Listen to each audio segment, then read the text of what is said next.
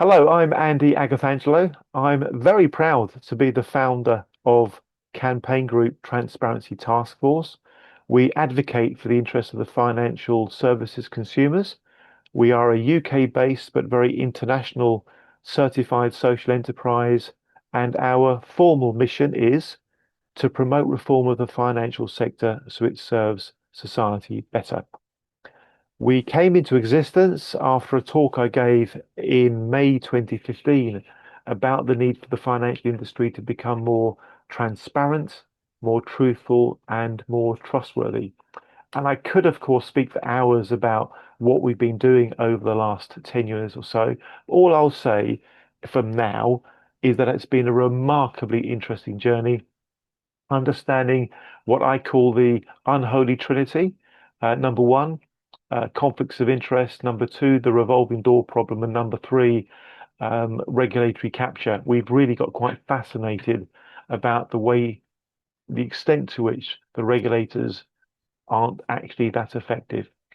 I'm going to keep my brief introductory remarks quite short because we've got quite a bit to squeeze in. Because tonight we are going to be talking about two excellent books by our speaker. The books are Unmasked: Corruption in the West and Global Corruption: Money, Power, and Ethics in the Modern World, written by Laurence Cockcroft, in one case with Anne Christine Wegner. And here's a bit of information about Laurence and his background. Uh, Laurence Cockcroft has been actively involved in the fight against corruption since 1991, when the proposal to develop what became Transparency International was first discussed. His work in the previous 25 years had mainly focused on rural development in Africa, where he could see that corruption had become a major threat to progress. Laurence joined the first international board of Transparency International in 1993, and at the same time was a key player in establishing Transparency International in the UK.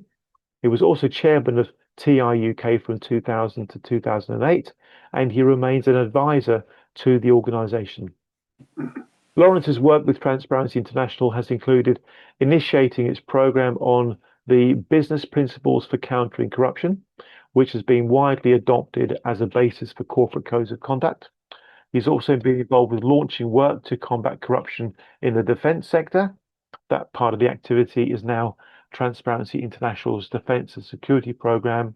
He's also been involved with promoting the UK Bribery Act, which came active in 2011.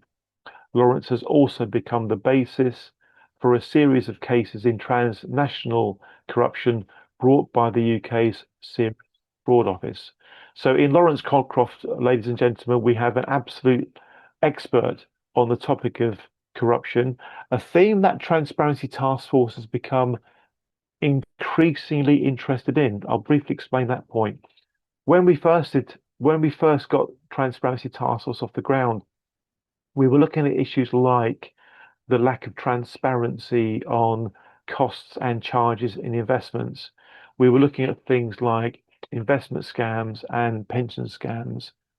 As time has gone on, we've gravitated more and more closely towards issues to do with various kinds of corruption. And if I describe corruption with a small c to encompass themes like regulatory capture, which I guess is a form of corruption, and even democratic capture, which I guess is also a form of corruption when you take into account things like the way that political parties are funded. It's all quite murky and dark, and also very, very, very interesting. Later on, I'll pop a note in the chat to where you can access our previous events, including the one that we just referred to, an event that Reggie de Jong has spoken at. And I'll chip into the conversation after we've given Laurence a chance to kind of share his key thoughts. And I do believe Laurence is going to be reading a section from one of his books, which is going to help encapsulate what it's all about. So before we do anything else, folks, can I please invite you to join me in thanking Laurence for setting aside some time to be with us this evening. I know it's going to be very interesting. Laurence has got a remarkably well-established reputation in this anti-corruption space. Transparency International, whilst it's not an organization connected to Transparency Task Force at all, it is an organization we very, very much look up to and are incredibly proud to know a little bit, and always very pleased to support. So, ladies and gentlemen, let's please show our appreciation of Laurence in the normal way, and then we'll invite Laurence to take the mic, so to speak, and go from there. Laurence, over to you. Thank you very much indeed. Thank you. Thank you very much indeed. It's a pleasure to be here. I'm going to be what might be thought to be a little tedious in reading a couple of pages from my book, of which the starting title is Global Corruption. And I want to say in advance that as you listen to me, don't say this guy is just giving me a handout from Oxfam. I will explain what I'm describing after I've described it. So this is a fictionalized account of life in the slums of Dar es Salaam. Here goes. At 5 a.m., Juma is awakened by the cry of Margie from a 10-year-old water seller touring the streets with large disused petrol drums full of water. By 5:15 a.m., his wife Fatma is standing in the street, clutching the 100 shilling note and a small tin can, which she will need to bring 2 liters of water back to the ramshackle hut in which she tries to feed her 5 children, not one of whom is over 12. At 5:30 a.m., her bleary-eyed eldest daughter, Amina, just 12, empties enough charcoal from a small gunny bag to begin to light a fire. By 6 a.m., Fatma has a pot with ugali, maize meal porridge, nearly at boiling point on the charcoal fire. But there is not enough charcoal to bring the water to the boil by the time Amina and Juma must leave the house to try to cram into one of the newly privatized buses, which run a few hundred yards from their house. Packed with 100 others into a space designed for 50, they cling together, hoping to avoid having their pockets picked, or in Amina's case, her bracelet ripped off. By 7 a.m., they have arrived at Amina's school, where her father hopes to beg for an interview with the headmistress to find out whether Amina stands any chance of going to secondary school. He was supposed to be at work by 7:30, but believes that his employer, a building contractor employing 50 others, won't notice his late arrival. In fact, the headmistress keeps him waiting for an hour, only to indicate that Amina might get a place in secondary school if he can provide the 10,000 shillings, or $15, which she will need to pay the headmaster of the school in question. Despondent, he leaves by 9 a.m., only to reach the building site where he is working by 9:45. His foreman notices his late arrival and says that he will recommend that he's sacked if he doesn't pay him 2,000 shillings. Juma promises to pay him when he receives his 5,000 shilling salary at the end of the month, thereby reducing the proportion he is free to spend to 3,000 shillings. He staggers through the rest of the working day, deciding to save the 50 shilling bus fare by walking the 2 miles to the edge of the city, where his hut stands in a township of similarly precarious construction. When he arrives back at 6 p.m., he sees a scene of desolation, as nearly every house in the square half mile in which he lives has been demolished. In tears, his wife, children, and neighbors relate the arrival of the demolition squad from the city council, whose mayor has decreed that this village of illegitimate squatters must be demolished to make way for a new development. While directing the bulldozers, the mayor's representative has spoken of land elsewhere where people can be taken next day by truck in return for a fee of 5,000 shillings per family. Juma, who persuaded his wife to leave their village home in the hills 5 years earlier, doesn't know where to turn. This story could be expanded or multiplied almost indefinitely, but it is not just a story about urban deprivation in a developing country. It is also a story of bribery and corruption and its indirect and direct effects. The first example surrounds water supply. The shallow well and hand pump installed 3 years ago, intended to supply free water, is no longer in use, both because its construction was flawed, as the technician building it sold a key part of the pump to a builder. The supply of charcoal is too little, because Juma's family cannot afford to pay more than 100 shillings per bundle, a high price conditioned by the fact that the charcoal burners, who sold to the traders, who brought it to the city, had to pay off the forestry officials who were supposed to be controlling the supply of charcoal. The bus fare was exorbitant because the ticket touts were demanding more than the owner of the newly privatized bus service would ever admit asking, because he had paid a bribe to win the rights for a service on that route. The headmistress was in league with the secondary school headmaster in the business of awarding places, because the purchasing power of her salary had fallen 3 times in 5 years, and she was now hardly able to feed her own children. Finally, the mayor and his demolition team had been moved to destroy the squatters' settlement because the Ministry of Defense had recently purchased a nominal long-term lease over the area in question, which had previously been gazetted as communal land, and had paid $50,000 to the mayor to demolish the housing on that site. He had financed this partly from a loan of $1 million from a newly established international bank, with which he intended to build housing suitable for middle-class buyers who would pay key money up front. The international bank had moved into the country only this year as a result of his success in financing a commodity offset deal involving the forward sale of coffee in return for purchase by the Ministry of Defense of 5 military helicopters. These were sourced from a supplier willing to falsify the invoice, so that 20% of the $1 million purchase went into the coffers of the party in power. The story illustrates both the forces which cause corruption to flourish and the ways in which they reinforce each other. The key drivers in this process were, first, small-scale corruption required by the charcoal burners to buy off the local forestry officials. Second, the larger-scale bribing of district officials by the big-scale charcoal traders who were able to ensure transit and a market to the capital city, a form of organized crime, since they are in illegal control of the whole system. Third, the sale by an international manufacturer of helicopters who were prepared to manipulate invoices to steer a significant sum into a secret account. And fourth, the deposit of this sum, partly into the accounts of the governing party and partly into the personal accounts of the Minister of Defense and his immediate clique. The defense contractor is making these payment arrangements because his agent has advised him that, quote, "It is the only way to do business here, and he has a sales target to meet." It is the interaction of these forces which makes corruption so difficult to roll back. Now, I don't know how those incidents all struck you, but I just want to mention, by way of validation, that there's almost no item there that was not covered in a formal commission initiated by a former president of Tanzania called Mkapa, who invited a former prime minister, Justice Warioba, to write a report on corruption in the country. And so that although I've obviously fictionalized each of the steps, the report, which is known as the Warioba report, by a highly respected person who is really rather a wonderful guy, is covered in that report. So I just wanted to bring it to life. So that's, in a way, that explains the origins of my own interest in this theme. I don't think, so I'm moving on now, I don't think one can escape a discussion of this kind, or certainly not in writing a couple of books about it, without saying something about definition of corruption.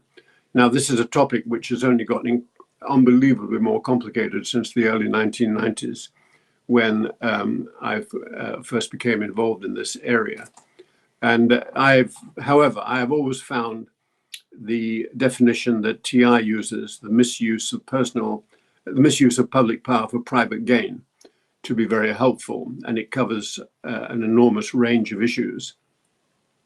A second definition I rather like, and frankly I don't know where it came from, is that corruption is the buying of influence and the selling of power. And I find that one very catchy. I think inevitably when thinking about corruption, the question is always, has it got worse? Now, I'm not really focusing now on what's happened in the last 10 years, although perhaps we'll move on to that in the Q&A. But I want to say that I'm in the school of thought which says, not surprisingly, corruption has always existed in one form or another. And we know that from classical literature and great plays like Measure for Measure and so on. I think we also know that in some countries, and I'm very happy to cite the UK in this context, in the late 19th century, there was a shift of mood. And many people began to think that the way business was conducted was no longer consistent with their personal values. And it's my view now, and I might revert to this if I have a moment at the end, that we can only really make progress when culture and legislation converge. So we can often see that quite adequate legislation or impressive legislation is introduced to fight corruption, but frankly, it doesn't really work unless there is a mood of change in general ethics. We now may be in a moment which is the reverse of that. But anyway, let's see. I think I'd like to say something about how dangerous is corruption, and I'm sure we'll come back to that.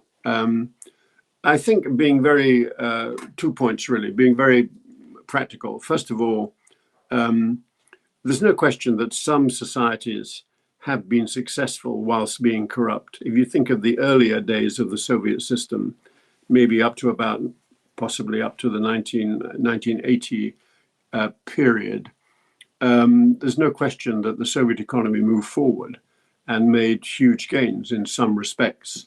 But that was really controlled corruption, where it was accepted that people got a certain cut for carrying out certain work and for the exchange of goods between nationalized industries.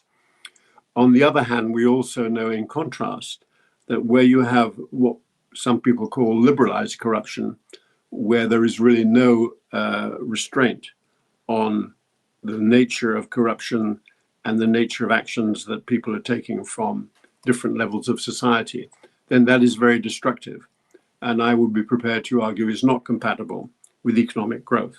So in Nigeria, which is an admirable country in terms of its dynamism, it's a kind of failure, if I may use that word, to really take off as a consolidated, successful economy is not actually because there is a degree of corruption. It's because that corruption is completely liberalized and totally out of control.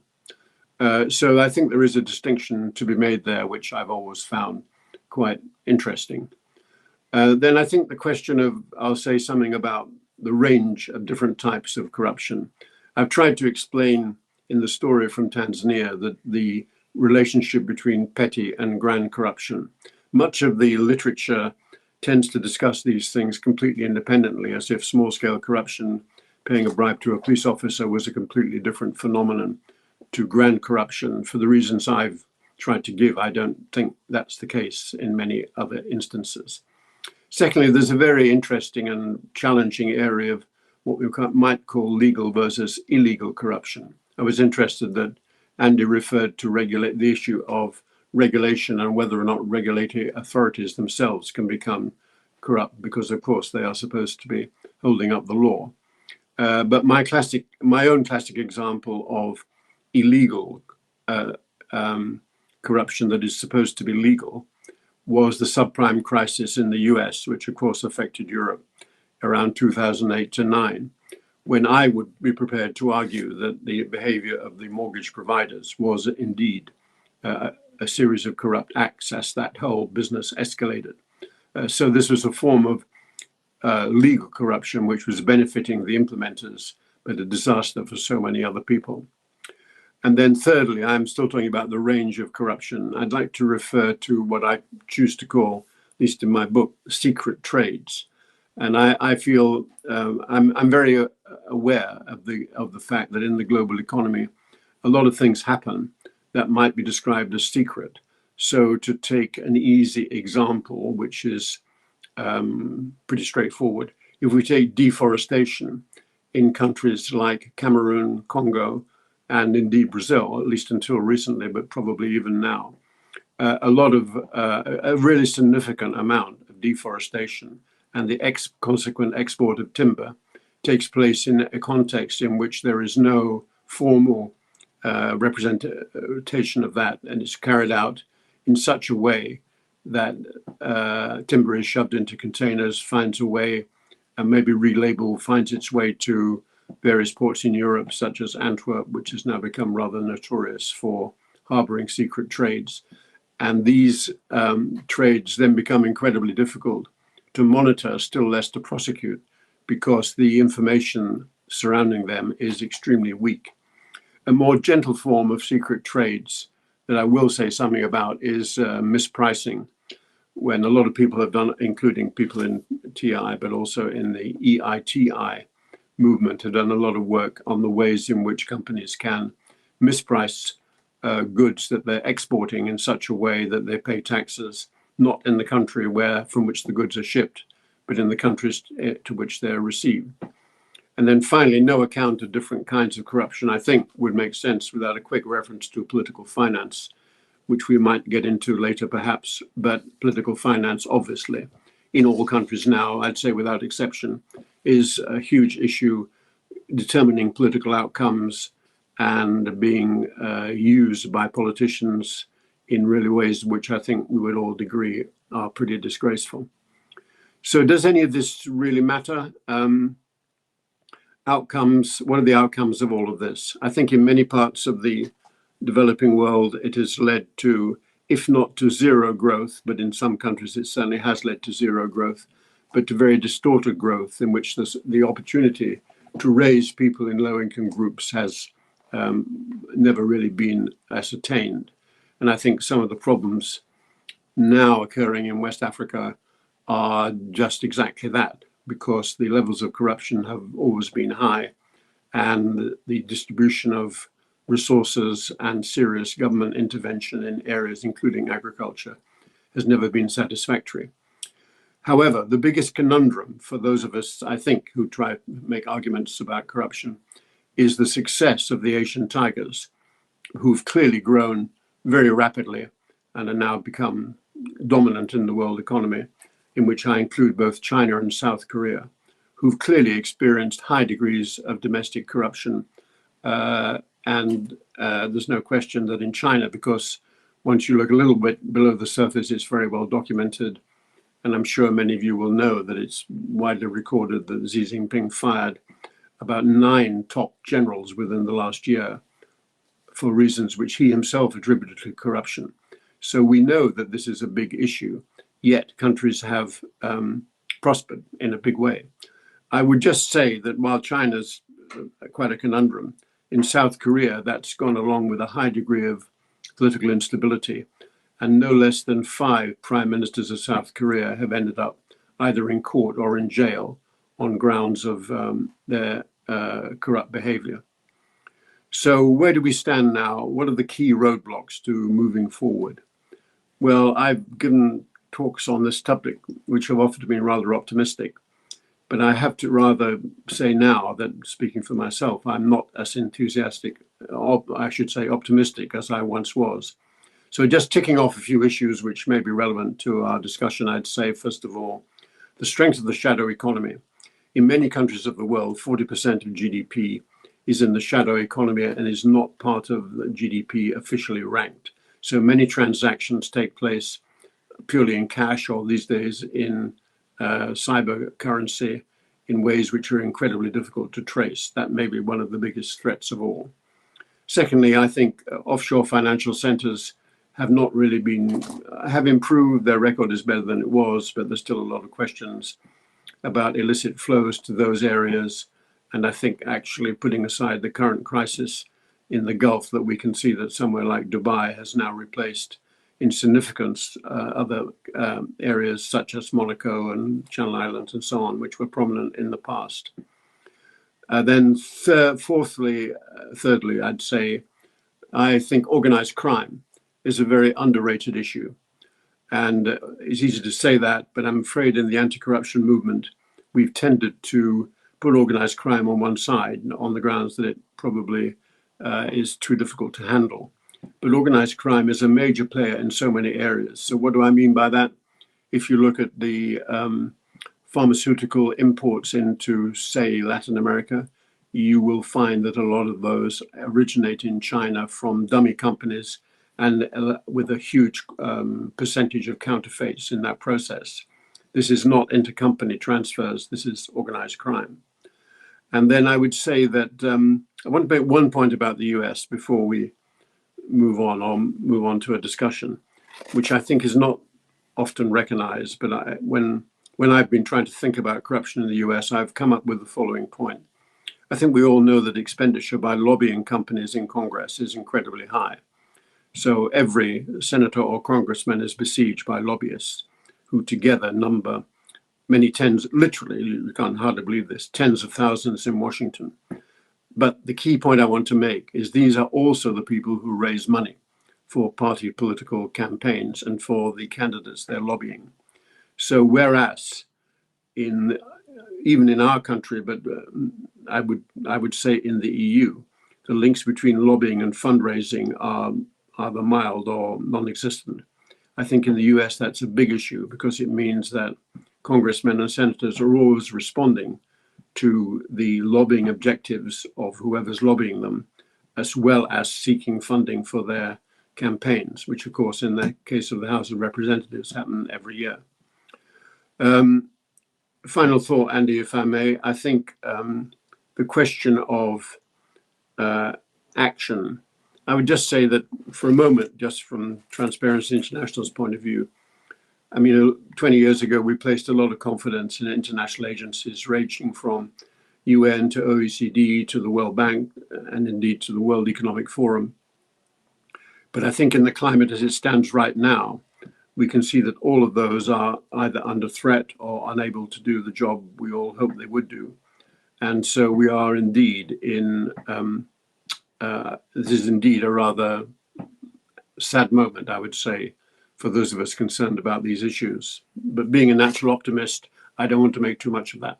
Thank you. Indeed. Laurence, thank you very much indeed. It's so obvious sitting back listening to you that you have remarkable insights into all of these issues. Your familiarity with them and your depth and breadth of knowledge really does kind of scream out when you speak, Laurence. It's a privilege to hear you talk about this. My goodness me, Laurence, if it was just you and I here, I'd want to have you speaking for the next 2 or 3 hours. There's so much that's going through my mind. But can we start off talking about what I would like to think of as an apex problem? Allow me to explain my point. There are many problems which come about because of problems that they are in some way downstream of. And there are some problems that we can think of as apex problems. In other words, they're at the top of the pyramid of problems. They are effectively the fountainhead. They are problems that begat other problems that cascade down below them. And if I think of this issue of corruption in that way, I think that what I would describe as the democratic deficit, which I would loosely describe as being the difference between what we society want our politicians to make happen and what our politicians actually make happen. There is a big difference between the two, I think. The democratic deficit is one of these apex problems. And perhaps a root cause of this is the point you touched on a couple of times, which is to do with how the political frameworks are funded, election funding and that kind of thing. So, Laurence, in very, very general terms, I appreciate this is a very general comment or question. To what extent do you believe that the way politics is funded is an apex problem that then begets many other problems beneath it? If I can put the question to you in such a clumsy way, I hope you don't mind. Laurence, what do you think? Yeah, I very much buy that, and I think it's a rather, I think it's a remarkable fact, and it's easy to forget this. But I'd say the recognition of the significance of party political funding over the last 10 years has never been higher. And we didn't, I'm talking about very generally about people with an interest in these kinds of issues, and of course many others in the public, didn't really think this was a big deal until, roughly speaking, in our country 10 or 15 years ago. I always like to pay tribute to the progenitors of the first rules in the UK on party political funding, which go back to the about roughly 1886, when for the first time there was a cap on the amount of expenditure which could be dispersed at the constituency level. And I have argued, which I think is sadly probably now changing, But the reason that we don't have not had chronic corruption, at least at the local level in this country, is because candidates have always been restricted in the amount of money they can spend locally. I think there was a huge mistake that we have made in not restricting the amount that can be raised, which now may now be dealt with in the forthcoming bill on party political representation. So that's one point which is kind of UK relevant. The second one is I think that at the end of the day, all over the world, people these days, but in the past as well, put huge amounts of money into supporting one party or another. And the reason they do that is always because they expect an outcome. Yeah. Now, historically, there are some cases, maybe it's always easy to, as it were, praise the Scandinavians, but in some cases, there have been severe limits on corporate funding. But let's take India, which is a very interesting case in this context. And India at the state level is very corrupt. Many Indian specialists and analysts would agree with that. 30%, certainly 10 years ago, or when I wrote Global Corruption, and at the time I spent a bit of time in India and in fact gave several launches of the book in India. So I didn't find anybody really challenged this. About 30% of MPs have either been in court or are due to be in court at the state level on corruption charges.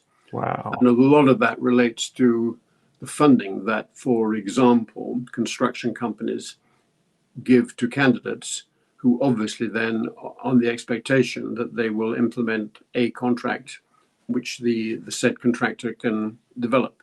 So what we do about this, I mean, I completely agree that it's an apex problem, as you define it, Andy. But what we do about that, other than enforce serious controls, I don't have an easy answer. But let's remember, and I think this completely supports any view that this is a key question, that no less a figure than Sarkozy was jailed, albeit briefly and not for very long, but he made it very clear he didn't enjoy it for about a week 6 months ago on political funding charges, because he accepted cash not only from Libya, from Gaddafi, but also from Bettencourt, the Madame Bettencourt, who was the heiress of a key pharmaceutical company. So yes, agreed, it's a key problem. Do we have a proper answer? Not yet. Thank you very much indeed, Laurence. I'm going to, if I may, keep you all to myself for the next 5 minutes or so. Just bear with me, folks, and I promise we'll go to others in a moment. But I'm starting to sort of, after 10 years or so of doing what I do, I'm starting to see connections between particular themes. And one of the themes is about how lobbyists impact regulation. And just to bring this particular point to life, I'm going to share my screen. If you bear with me a second, folks, I'll try to share my screen now. This is a report by Positive Money. We know, like, respect, and rate Positive Money. They're a great advocacy group for reform of the financial system. We are a part of a network they run called Transforming Finance Network. And what I'm showing on the screen is a report they produced a few years ago. We did an event with them about the report, and as you can see, it's called The Power of Big Finance. And it's exactly what it describes. It's all about the idea of how to reclaim our democracy from the banking lobby. So it's all about financial services, lobbying, and its impact on society. I'll put a link to that in the chat in a moment. The reason I mention it is, of course, we're all adults. We know that industries spend an absolute fortune on lobbying. And exactly as you said, Laurence, they do that because they get a return on that money. Yeah, they get a return on that investment as they would see it. And from what I've read elsewhere, it's one of the best returning investments around. You know, every £1 million spent on lobbying politicians tends to yield a better return than anything else. So that's one item I'll put in the chat. So the power of lobbying leads to deregulation is the point I'm getting at here. And this second item I'll put in a link in the chat to is what's called the Trump Deregulation Tracker. Now, just to be explicit, Transparency Task Force per se is not in any way aligned to any political organization. But it's remarkably interesting that what we have here in the Trump Deregulation Tracker is a database that shows you what deregulatory activity is happening. And we'd like one of these databases to occur in the UK, and that's another topic for another time. One of the reasons I really like it is because you can search by agency.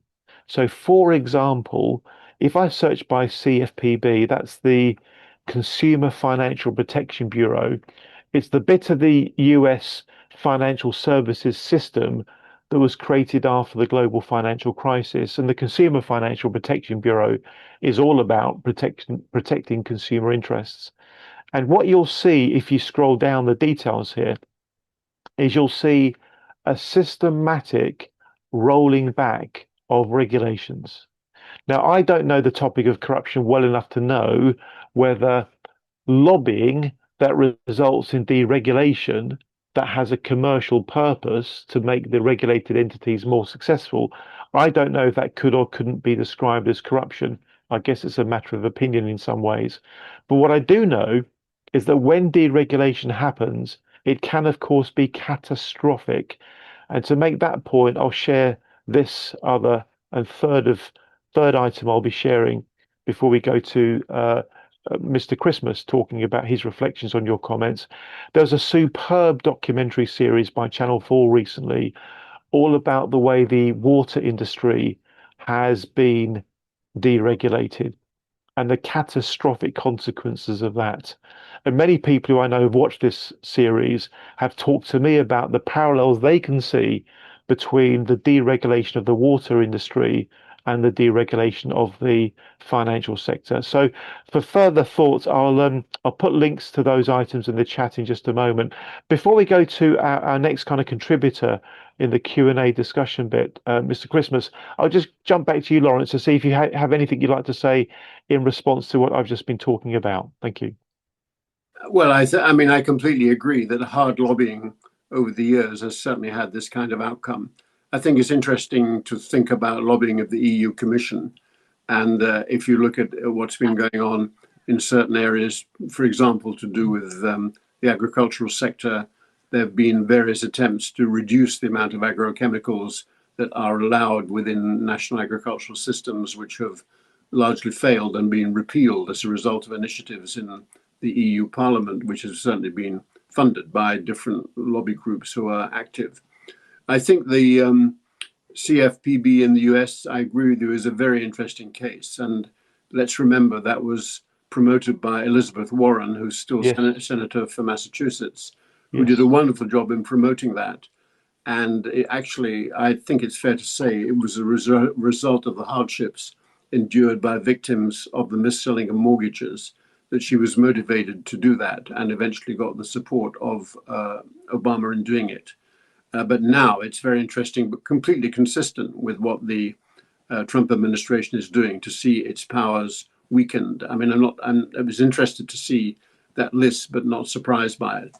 And then I think if you look at the kind of slightly bigger picture, we know that in the US, the Glass-Steagall Act was implemented in the 70s in order to make it more difficult for example, international banks to combine that with running what we used to call merchant banks. And then when Dodd-Frank came along, all of that was effectively reversed in the liberalizing direction, which is in danger of having an equally dire effect. So these things go up and down, but they go up and down, I suspect, very much, as you're implying, Andy, in response to very powerful lobbying. And just to finish one point on that, Mm. certainly in the book Corruption in the West, we list the total cost of lobbying by different lobbying firms on the US Congress. And in spite of the power of the pharmaceutical industry and so on, certainly 10 years ago, it was still the international banks who were putting the largest volume of money into the lobbying business. Wow. Thank you so much, Laurence. Thank you. Mr. John Christmas, we're going to go to you, John, to get your reflections on what's been discussed so far. But first of all, John, if you don't mind, briefly introduce yourself, just a quick introduction on you, your background, what you do, and then share with us any thoughts you'd like to. And then we'll invite others to chip into the conversation as well for the next 15, 20 minutes or so. John, over to you, John Sure. Can Christmas. you hear me? Yes, we can. Yes, we can, John. Good. Okay. Thank you, Andy, and thank you, Transparency Task Force, and thank you, Lawrence, for an excellent presentation. Uh, yeah, about apex problems and Africa is what something that we were talking about, and the World Bank. I mean, what I know about is not exactly the World Bank. It's a different thing called the European Bank for Reconstruction and Development, which is getting active in Africa right now. It was originally focused on the former Soviet states, but it's been expanding. And yeah, it's a topic where maybe if I tried to think of the apex of it, it's where okay, you're trying to convince governments to uh, fund development, and you don't want to make it seem expensive. It seems better to make it appear that you're earning money and funding development at the same time, which is what the EBRD does according to its financial statements. But the problem is, if you look deeper, there are tricks where they're sort of making things appear to be profitable, which are actually not profitable and often are corrupt. And this creates this apex problem with the fiction or the myth of the development banks. So that's what I'm going to talk about in the future. But it is an apex problem for Africa as well, I'd say. Thank you, John. Any comments on that, Laurence? Um, well, I'd come at from a slightly different angle on the international banks. I appreciate that I mean, I'm the first to accept there's always been a kind of nuanced conflict of objectives in international banks. But I think now that so much money is coming from China into those banks, we have for the last 10 years been in a different era because whereas under particularly Jim Wolfenson, who was an admirable president of the World Bank, who did his best, I think, to make corruption an issue for bank lending. We now have the Bank for the Development of Infrastructure, which was launched by China about 12 years ago, which said explicitly, we will not use any criteria other than economic, i.e., we won't say to any country, you can't have this money because you're not democratic or because you're corrupt. We will only relate our lending to the rate of return on an individual project. And I suspect that is now going to be more and more the case. And if we look at the Belt and Road Initiative, some of which is channeled through banks, some of which are controlled by China, then we can see that those criteria are definitely diminishing. And that ties in with what I was saying about the problem of getting support for anti-corruption, the anti-corruption message amongst the international agencies that John has, I think, implied and I also mentioned.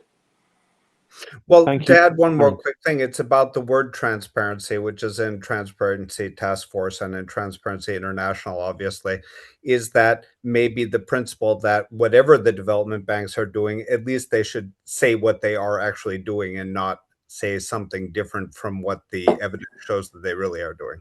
That's it. Thank you for the presentation. Yeah, sure. Why not?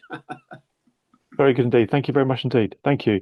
I'm going to invite anyone else that would like to chip into the conversation to raise your hands, please, digitally if you know how. Don't worry, do it literally if you don't know how. And while we're waiting for folks who may want to join the conversation, I'm just going to once again um, make reference to the revolving door problem.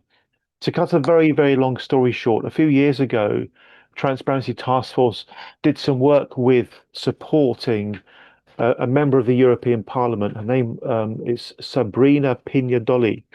And Sabrina used to be a journalist, a very brave journalist, an Italian brave journalist who specialized in writing about and exposing the mafia. This gives you a feel for the kind of lady that Sabrina Pignedoli was. So there she was, being a journalist, exposing the mafia and the way it was corrupting things in Italy. She then became a member of the European Parliament, having been a successful investigative journalist. And we got to know Sabrina, and we're very honored, very, very honored to have got involved in some work to do with the revolving door problem, and we helped develop some thinking around that. I'm not going to spend much time on it, but again, I'm going to just very briefly share my screen, and I'm going to include something in the chat that you can take a look at later if you want to. Revolving doors and the risk of corruption, a problem for Italy and the EU. This is Sabrina Pignadoli here. Back in 2021, we ended up giving a talk in Brussels, sorry, being part of a meeting in Brussels about all this. I personally think when Laurence touched on the question, what can we do about this stuff? The revolving door problem really is a huge issue. And one of the scandals many of us will be quite familiar with is the scandal of Greensill. Now, I'm not going to be foolish enough to say it was corruption, but what we know as a matter of fact is that Prime Minister at the time, David Cameron, was working closely with the chap who ran Greensill, I forget his name. And then after Prime Minister Cameron stopped being Prime Minister Cameron, he became an employee as a consultant working for Greensill. And if you look into that story, you'll find yourself asking questions like, was the national interest being put at heart? Was there corruption? Was there bribery? Was there undue influence? Surely there should be better restrictions on how freely people can go from 1 minute, for example, regulating a bank to the next minute being the chairman of a bank, or 1 minute being the prime minister of the country, where your government is paying people for services rendered via consultancy, etc., to then the next minute becoming involved in the commercial running of that organization. These are the sorts of issues that make me think that our system is structurally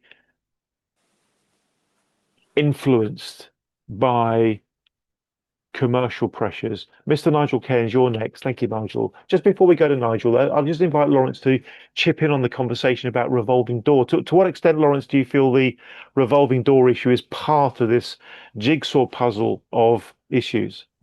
Oh, no, I mean, I completely agree with that. And I think the Greensill case was a very interesting and distressing one in terms of the way David Cameron seems to have operated. I think in this country, the Business Appointments Committee, which I think is the one which vets people and is supposed to enforce a 2-year moratorium, I believe, between leaving political office and working for a company, is far too lenient. And there are many cases in the last couple of years, especially where they've allowed people to join a company within a few months of leaving an elected position in government. And of course, in the US, this is also notorious, especially in the Department of Defense.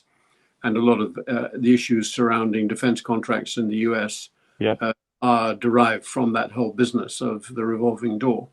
But let's be clear, this is far from being a unique US or UK problem, quite the opposite.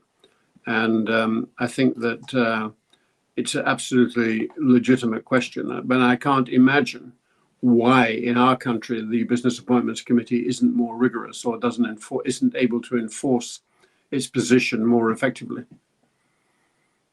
Wow, powerful stuff. Powerful stuff, Laurence. Thank you very much.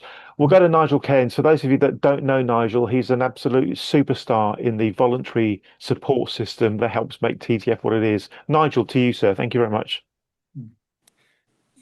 Yes.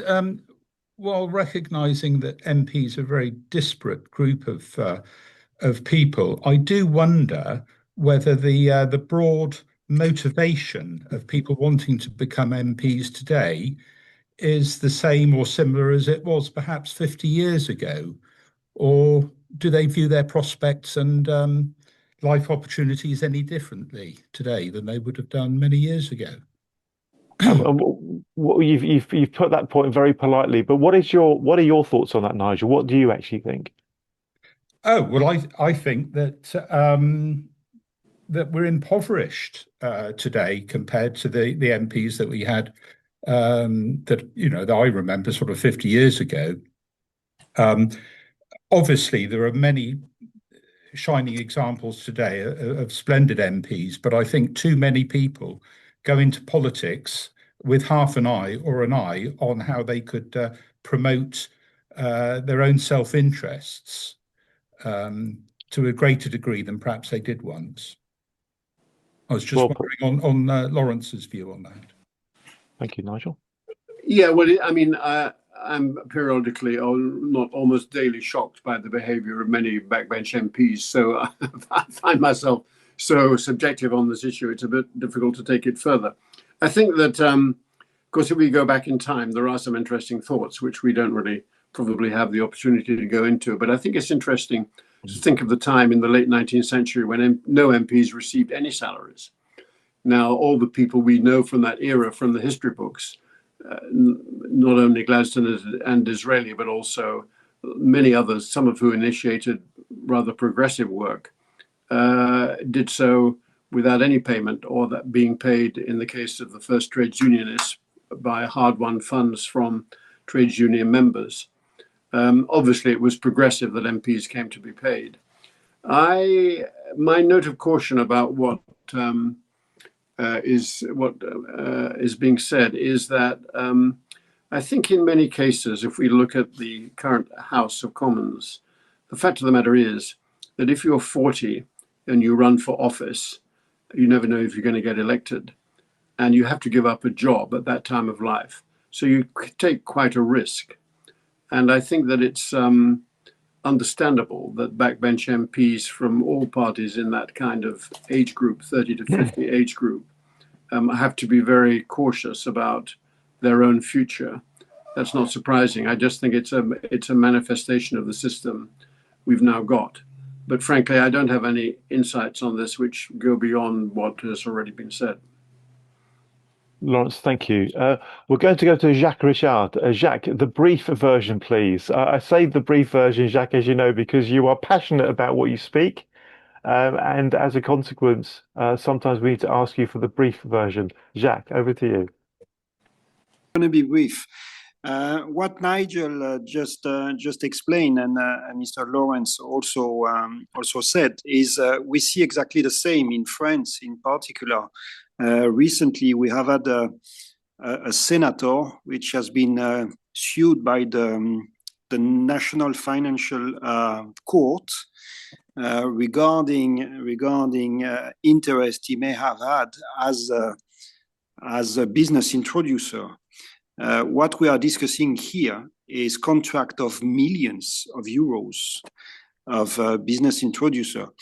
But so we have the problem with the PEP. We have the problem with a kind of elite who support itself.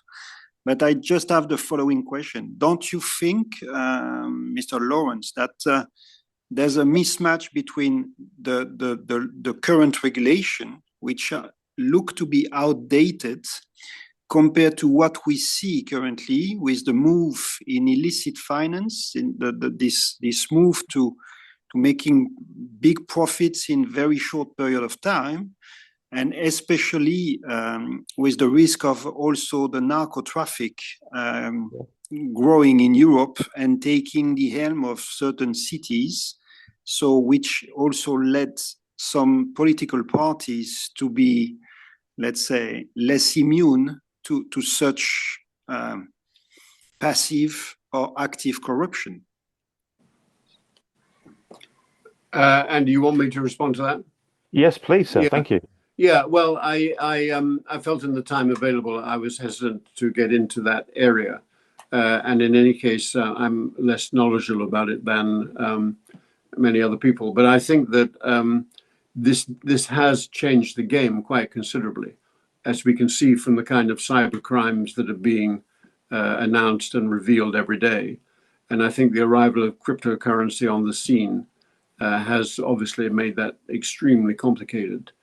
I think that new forms of organized crime, which take us a million miles away from more traditional forms of organized crime of the kind that we all know existed in Sicily and New York and so on, we're now in a very new era. So if you take the example of the centers on the Thai-China border, where several hundred people were corralled by very sophisticated organized criminals in order to inflict fraud on people subscribing to banks or with bank deposits all over the world in an incredibly sophisticated basis.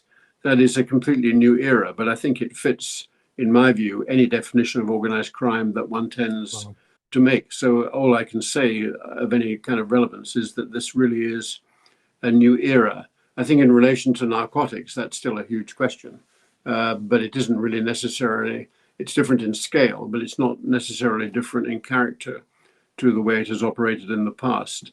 But I do think the world of crypto and much more sophisticated organized crime is a new era. And I frankly very much doubt if the authorities, however you define authorities, are yet in a position to really catch up with that or do much about it. And just to cite one figure, I know that you, Andy, you had Frank Vogel here quite recently. And of course, Frank has written a lot about the illicit financial flows, and I think he subscribes to the view of 4 trillion of international illicit financial flows being the aggregate of sums that are moving around the world at the moment illicitly. And that is a very remarkable number. All I would say, because I've been rather gloomy about what can be done about it, is that rather to my surprise, the UK government, as people on this call may know, are holding what may be a very important conference on illicit financial flows very soon in June. And certainly my colleagues in TI UK are quite positive about the way that is being done. At least it's a recognition of the question. And I think, to be fair, the UK government is one of the very few who are attempting to put that on the agenda. Thank you very much. And just to balance the point I made about David Cameron earlier, if I remember rightly, David Cameron did a lot of work in this particular space to try to kind of cleanse the UK of its kind of capital of illicit money flows reputation. We're going to go to Michael Topping shortly. Michael's got a very interesting background. Michael, if you wouldn't mind ever so briefly talking a little bit about your background and then make the point you're about to make. Michael, please unmute yourself. And we'll then start bringing our conversation to a close. I figure we're going to finish at roughly 7:10, folks. Mr. Michael Topping, thank you. Good evening. Can you hear me, everybody, please? Yes, and we hopefully can. this time you can actually see me, Andy. Well done. Thank you, everybody, so far for illuminating contributions. Just briefly, I used to be a factual programs TV producer director for many years in ITV Factual. The original program I joined was the presenter Brian Walden Weekend World, and then that morphed into other forms. We did a lot of programs for Channel 4 with people like Jon Snow, Darcus Howe, Trevor Phillips. And in those days, like many other areas, things like factual programs, current affairs were much more vibrant. There was World in Action. There were much more factual programs on Channel 4. Notably, there was Thames Television this week and the Gibraltar fiasco that upset Mrs. Thatcher so much that Thames lost the franchise to Carlton. So that's my background, and I'll just come to my drift, which I feel is the biggest problem that we have, is the world of disinformation. How public opinion is now so susceptible to manipulation. We saw what happened with the Brexit referendum on the part of Cambridge Analytica, how they were able to use data on Facebook, as it was then called, to manipulate public opinion, to take the vote to leave the EU. We saw the closeness that Cameron had with Rebecca Wade of News of the World.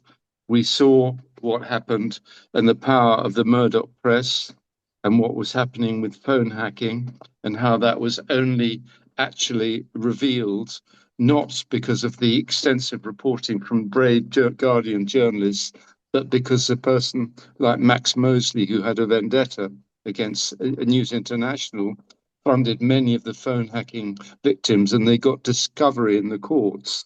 And then Nick Clegg the revolving door problem. Deputy Prime Minister goes to what was then known as Facebook, now Meta.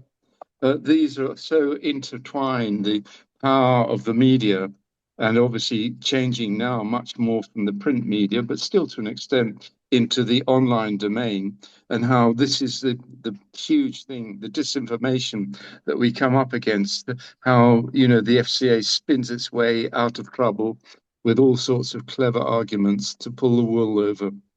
You know, let's face it, a lot of MPs in Parliament don't necessarily have any training in financial affairs, and it's been very, very laudable that we've managed with the people like Steve Middleton and Ian Tyler and Andy to actually try and simplify the complexities of the hidden credit lines scandal. But unpicking these things, unraveling them, and trying to get it out there in the public domain is so difficult. And power really is knowledge. Knowledge is the big thing. And that's what they're facing a crisis with in the United States, even worse probably than we have here. And I don't know what the solution is going to be. You know, it's so difficult. Thank you anyway. That's my drift. Oh, by the way, just to conclude, unfortunately, the Leveson inquiry, which was going to address some of these things, and we were promised part two, never happened. Like so many things kicked into dust. You know, where will the Dobbs review ever get? 10 years down the road, these things, even the post office workers, despite ITV's campaigning program, many of them still haven't had their compensation, despite all the, you know, wonderful promises that the government made at the time of the TV program. And I agree, Andy, but the water analogy is just absolutely brilliant. But whether we can get that out there remains to be seen. Michael, thank you very much indeed. We're going to go to Howard. Howard, because we're a little bit over time, the most succinct version possible before I then start drawing the conversation to a close. And in a moment, I'll be asking Laurence for his final thoughts before I do wrap the meeting up. Howard, the ultra succinct version. Go for it, sir. Thank you. Well, this has been very educational for me because I know very little about what has been talked about. But it struck me a couple of things. The revolving door scenario could also apply to the civil service, and the power of the civil service in all this tends to be forgotten. Often the civil service will carry on doing what they were intending to do, wherever the government is. But also it's possible for people working for the Treasury to work in FCA or Ombudsman Service and rotate back and so on. So that's one angle. And the second angle is the power of UK finance in lobbying regulatory rules. I just thought it was issues that I thought might be worth thinking about. Howard, thank you very much indeed. I'm going to cover a couple of quick points before inviting Laurence to share his final comments, and then we'll bring today's conversation to a close. One point, which actually, what made me think of this was when Jacques spoke, actually. I just want to thank you all because we have people here tonight from lots of different countries. Let me just read out a list from a little spreadsheet here. We've got people from the UK, of course. We've got people from Malta.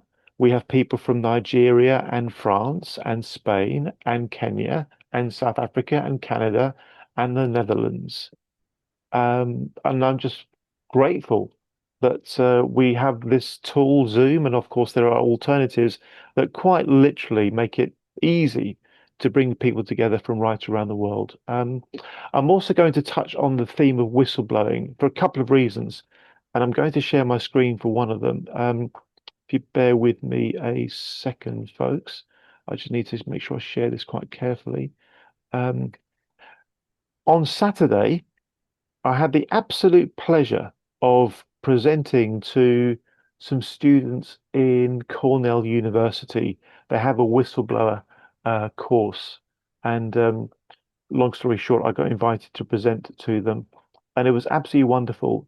The topic of whistleblowing obviously overlaps quite significantly into this topic of corruption, and we could quite literally have a session all about just that one topic. You know, the interplay between corruption and whistleblowing. This is the website of an organization I'm connected to in the sense that I have a voluntary role on its advisory board, Parrhesia. Parrhesia is a whistleblower advocacy charity. I'll just read out this bit here because it defines what parrhesia is.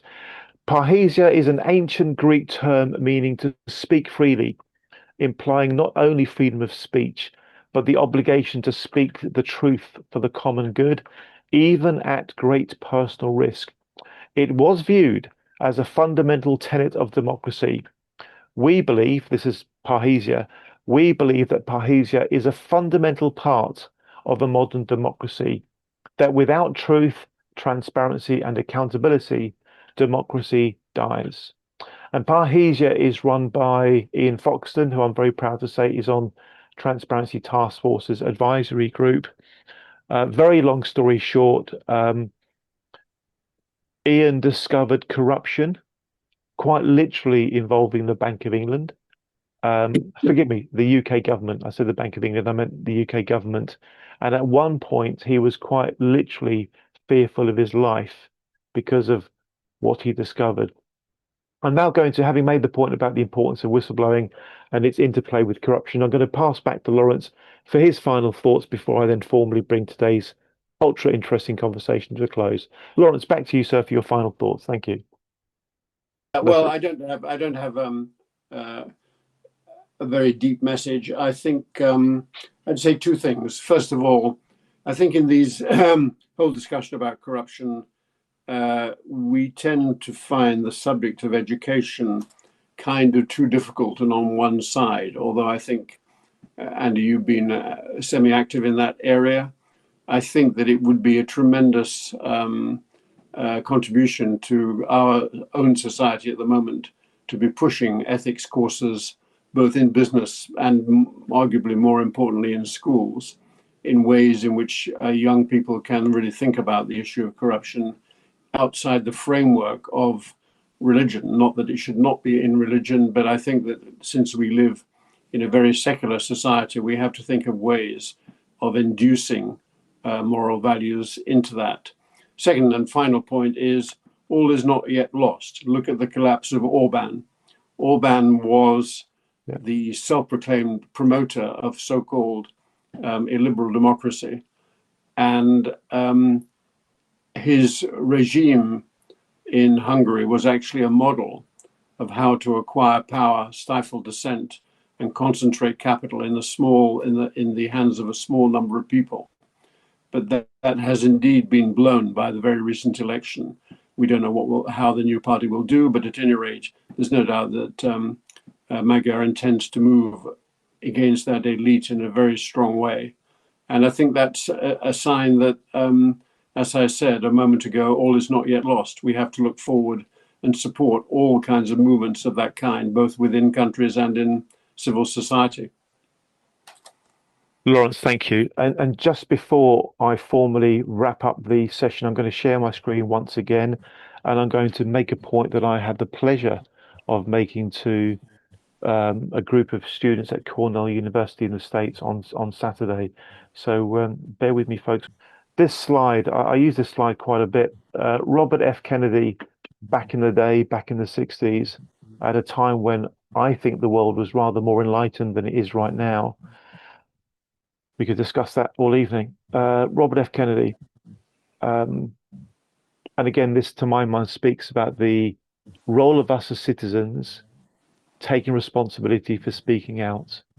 Robert F. Kennedy said, "Every time we turn our heads the other way, when we see the law flouted, when we tolerate what we know to be wrong, when we close our eyes and ears to the corrupt, because we are too busy or too frightened, when we fail to speak up and speak out, we strike a blow against freedom and decency and justice."